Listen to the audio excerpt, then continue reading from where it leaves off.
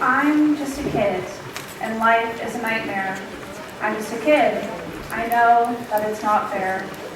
Nobody cares, because I'm alone and the world is having more fun than me.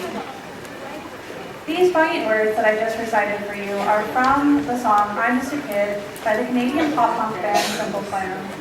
As a teenager, this is how I felt, alone. Now, as an adult, reflecting back on my adolescence, I know that I am not alone in having felt that way. It was also this deep sense of loneliness that led me to open myself up to new experiences and become more involved in my school community. Hi, I'm Brittany Johnston, and I'm an English teacher at Shanghai Chiba High School. Today I want to talk with you about something that I care about as both an educator and former adolescent, and that is student voice.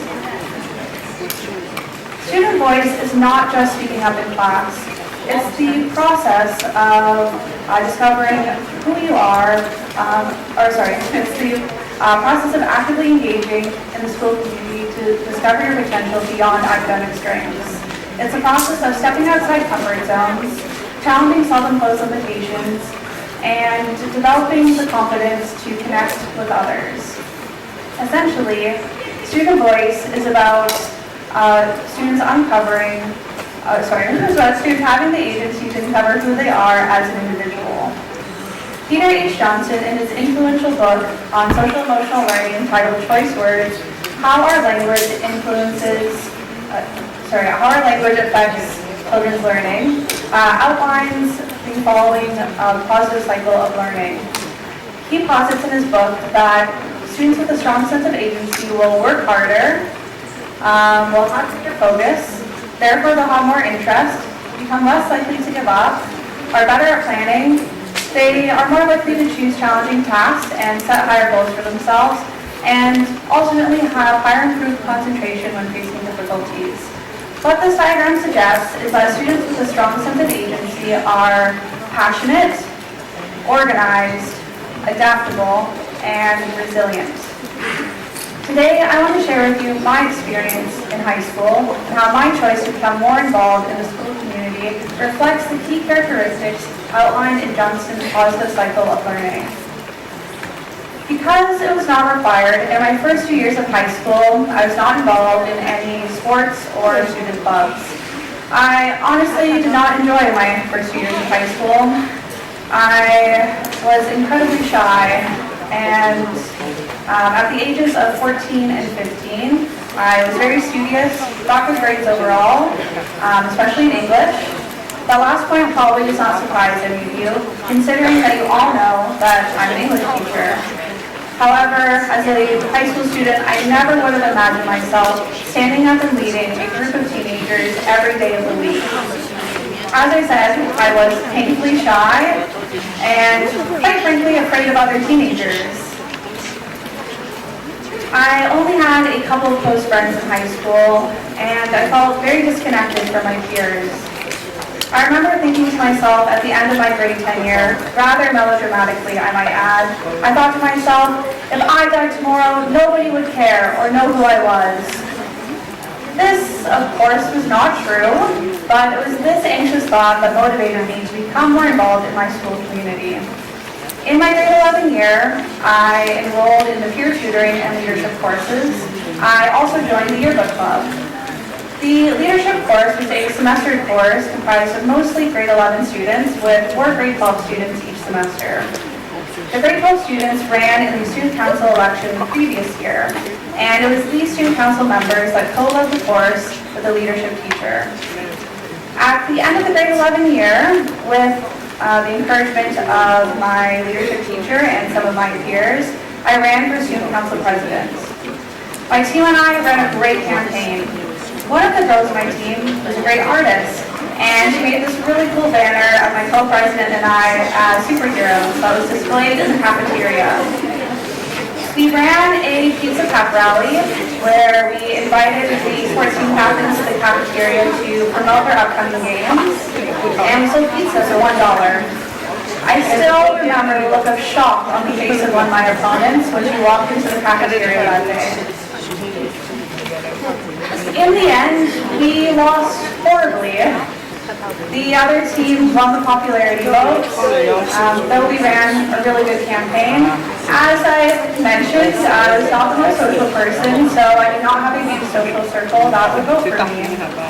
Though my co-running president did have more friends than me, ultimately our opponents were by far more popular than either of us. That day, I sobbed in the bathroom.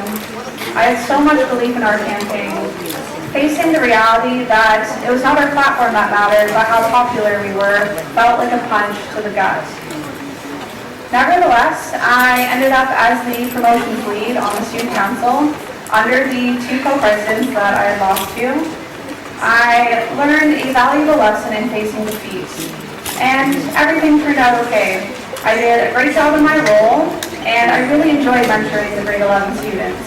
I actually liked that I had less responsibility as a student council member rather than being one of the presidents. Through this whole experience, I learned that I am adaptable and resilient. I did one day end up becoming president of my school's yearbook club. The year that I took over as president, the yearbook club was at risk of being canceled indefinitely. Year on year, sales had been low. From the perspective of the sponsoring teacher and our school's principal, they felt that if sales continued to be so low that it was not a good allocation of resources to continue the yearbook club.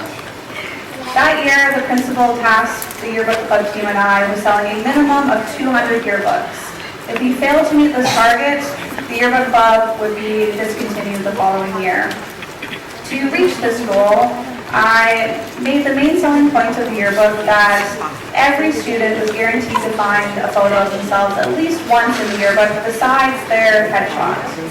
In the past, most yearbook club members had a bias towards including photos of their own friends and people on the sports teams.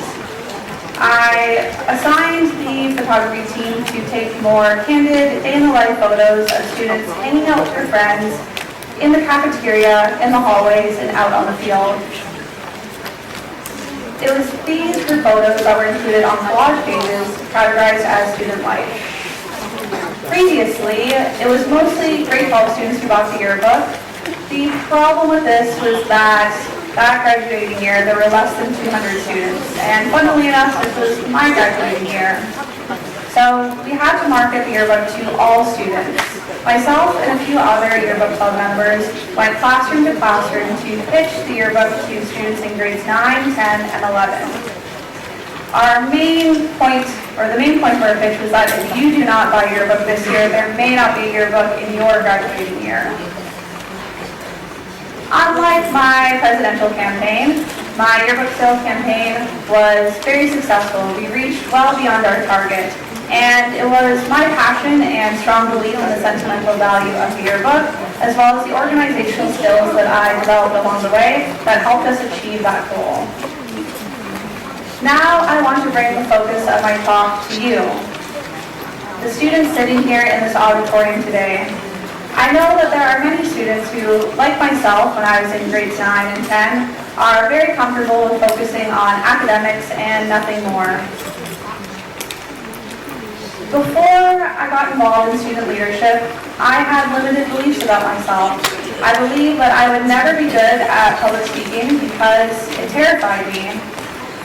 My shyness and tendency towards socially isolating myself led me to have limited beliefs about others, which made it difficult for me to connect with diverse groups of people. I believe that through being involved in student clubs and student leadership, you can learn more about yourself and what you're capable of than in the classroom.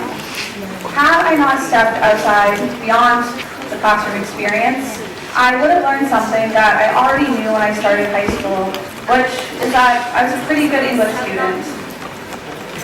Now I want to return to this cycle here and reflect on the attributes that I acquired and developed through my experiences in student leadership.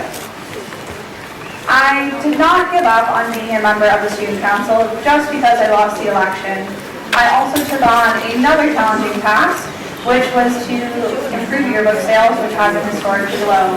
And I worked really hard with a team to achieve this goal. Had I not got involved in student leadership, I think it would have taken me a lot longer to discover my passion for teaching.